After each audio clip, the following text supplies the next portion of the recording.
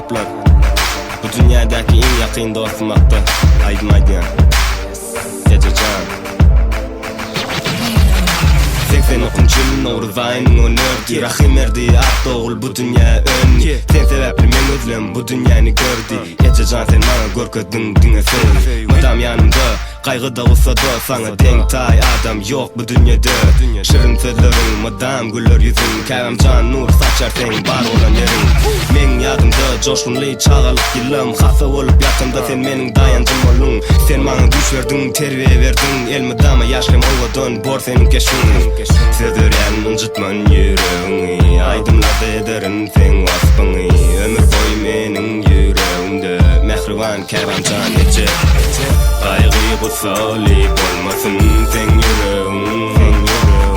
İştat bilen dengep olmaz zenge mehrin. Dile geden Allah'dan sen uzak yaşın. Akmasın sen göz yaşın.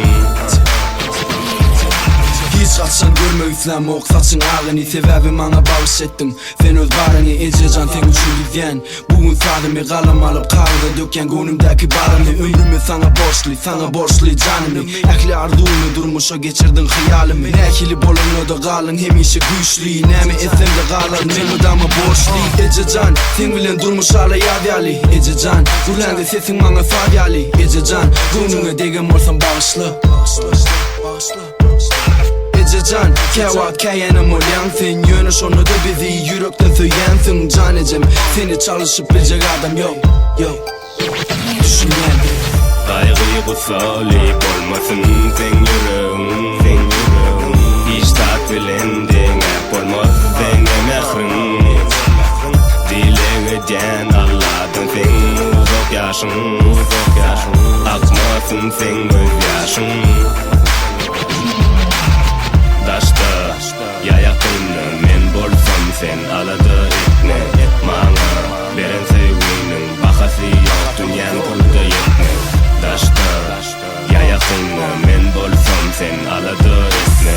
Mana beren sevginin bahasy yok dünýäň pulda yetme. Kaygı bu salip olmasın sen yüreğin.